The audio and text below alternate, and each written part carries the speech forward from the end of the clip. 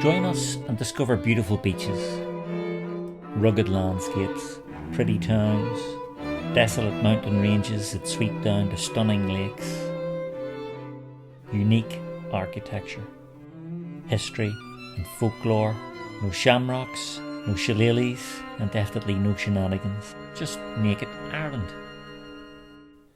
St Patrick's Day, celebrated worldwide every March the 17th, has become a celebration of Irish heritage and culture. Marching, watching with friends, or up on Dad's shoulders, millions of spectators along Fifth Avenue were cheerful and green with Irish pride. Show your Irish pride. We're from here. There's nothing like your own, baby.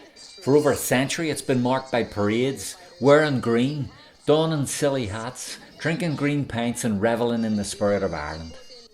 Took over Midtown and drew crowds from all over the country. And these celebrations are nowhere more prominently executed than in the United States, where Irish American pride takes centre stage. St. Patrick's holiday, for 'tis a grand day, and 100,000 marchers are out to show the sunshine glows in your heart, me laddie. But beyond the celebrations, St Patrick's Day has also become a platform for political discussions, especially in Washington DC, where US presidents host gatherings for Irish political delegates. And here we see the previous President Joe Biden doing just that. Welcome to St. Patrick's Day at the White House. But this year, in 2025, a new question arises. Should Irish political leaders from both Northern Ireland and the Republic of Ireland continue to attend the White House for St Patrick's Day celebrations, given the current political climate around President Donald Trump's return to office? In this video, we'll explore why some Irish politicians are considering boycotting the White House event in 2025. And we'll examine the controversies surrounding Trump's administration and how they influence the Irish political response. Leader of an Irish political party, I can't in good conscience support the St Patrick's Day celebrations in Washington this year. The words and deeds of Trump and the US administration are completely beyond the pale. They've supported genocide and now ethnic cleansing. The Irish people have a really proud tradition of international solidarity, and the values of the SDLP are simply not compatible with what we're seeing and hearing. We won't be supporting it this March. The tradition of St Patrick's Day celebrations at the White House is deeply embedded in US-Irish relations. For over a century, Irish political figures have attended the event, using it as a chance to strengthen diplomatic ties between Ireland and the US. It's an opportunity for US presidents to honour Irish culture and the contributions of Irish Americans to the United States. US presidents have often used the event to discuss vital issues with Irish leaders, ranging from trade to the Northern Ireland peace process.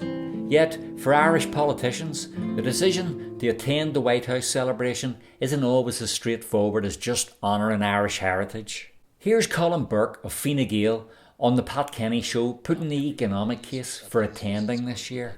Every year we're exporting over 50 billion euros to the US. It's one of our biggest export markets. I mean, if you look at, I think the figure is 54 billion, 28% of total exports from Ireland go to the US.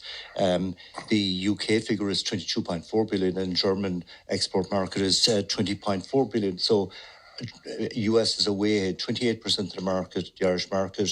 Therefore, it's extremely important that we maintain that market.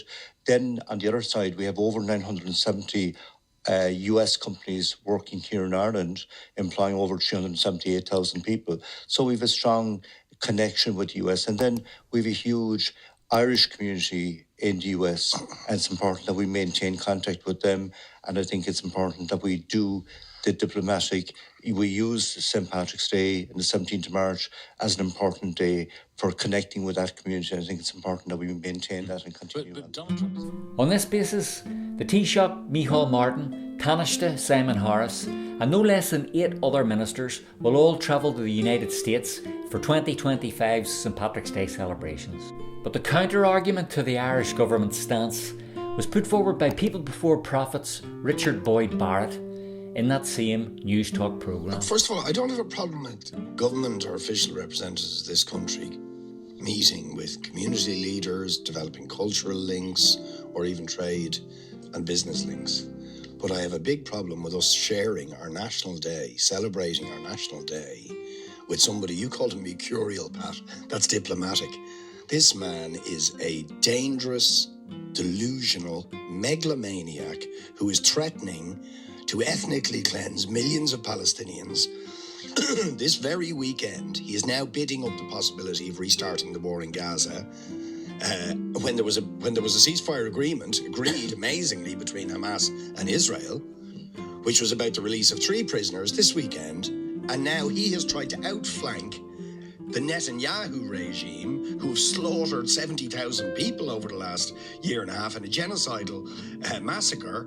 He's trying to outflank him and restart the war unless people meet demands that he's just pulled out of his head. I mean, this is like, this guy thinks he's in a Western movie. So perhaps it's necessary then at this stage to remind ourselves what is getting the Belfast MP Claire Hanna and the TD for Dunleary, Richard Boyd Barrett, so hot under the collar.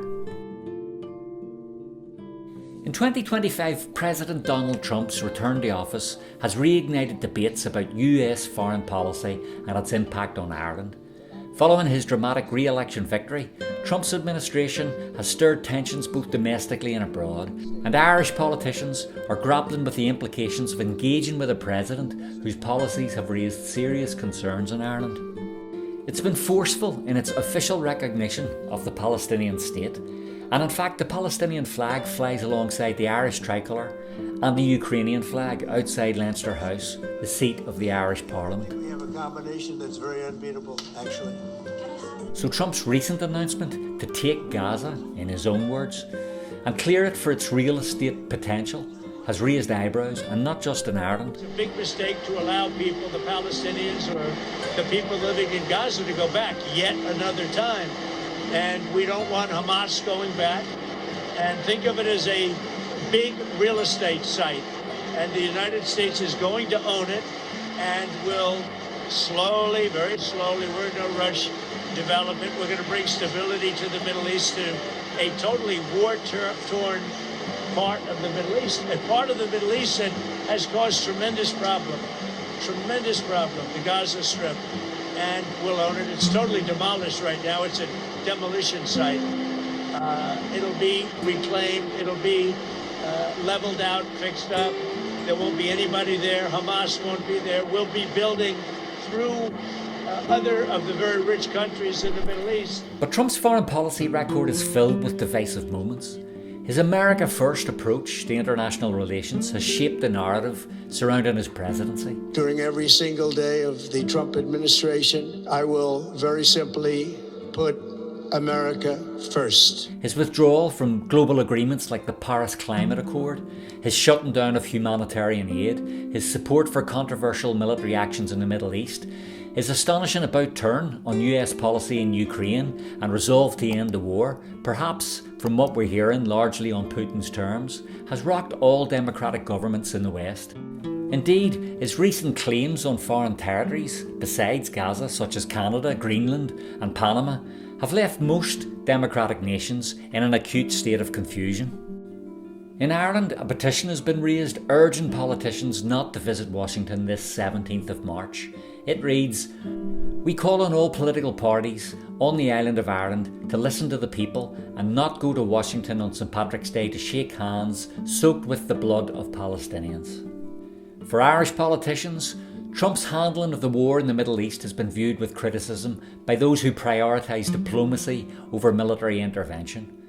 And when it comes to global security, the war in Ukraine has exposed even more fundamental differences, with Trump's approach often seen as unsupportive of international efforts to oppose Russian aggression. In Ireland, there's a long-standing commitment to peace and neutrality. Many Irish leaders have publicly opposed military interventions and prefer diplomatic solutions. Under Trump, the US pushed a more unilateral approach, which many in Ireland felt undermined the international systems of cooperation and human rights that they stand for. There's also the question of American influence in the European Union. As the US has pushed for stronger trade deals and greater influence, Ireland has found itself caught in the middle, balancing its deep ties with the US while trying to maintain its European identity. Can Irish politicians afford to ignore the pressures of both sides?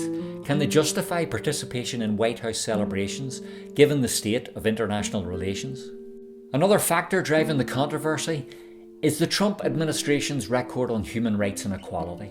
From the US's withdrawal from international human rights agreements to Trump's controversial handling of race relations in America, many in Ireland see his leadership as a step backwards in terms of global human rights. Ireland, with its progressive stance on issues like marriage equality, women's rights and refugees, has often positioned itself as a champion of equality and justice. Many Irish people fear that attending the White House celebration hosted by a president whose policies run counter to those values would be seen as endorsing the erosion of human rights on a global stage. Yesterday we witnessed the inauguration of a man whose ideology embodies everything the EU was founded to reject. The EU cannot just stand for our values when it is easy. It matters most when it comes at a cost. And standing up to Trump will come with a cost, but is much less than the cost of letting this poison So win. what's the sentiment among Irish politicians today, especially as the 2025 St Patrick's Day celebration looms? In Northern Ireland, members of the SDLP, the Social Democratic Labour Party, including Claire Hanna, have made it clear that they would not attend the White House under the current administration. For them, it's about principle. They see no reason to engage with a president whose policies directly contradict their commitment to peace, human rights and international diplomacy. For many, the question is not just about St Patrick's Day celebrations, it's about whether Ireland in 2025 should continue to be aligned with a US president whose vision of the world seems increasingly at odds with Ireland's values of peace, diplomacy and equality. For many, the decision for Irish politicians to attend or boycott the 2025 White House St Patrick's Day event is not just about heritage. It's about making a statement. It's about what Ireland stands for in an increasingly polarised world, and whether its leaders should compromise their values versus compromise the economy perhaps, in a quest to maintain diplomatic ties with a controversial administration. But the important thing is, what do you think? Should Irish political delegates attend the White House in 2025? Or should they make a stand? Let us know your thoughts in the comments below. And if you enjoyed this discussion, don't forget to like, share and subscribe, of course. And if you really want to support Naked Ireland's content, which offers a range of Irish related themes from visits to beautiful towns and pubs and beaches to politics and social issues, you can make a donation by buying me a pint. Just follow the link in the second paragraph of the description below the video and that'll take you straight to the donation page. Really simple. Otherwise, I'll see you all again very soon in the next Naked Ireland video.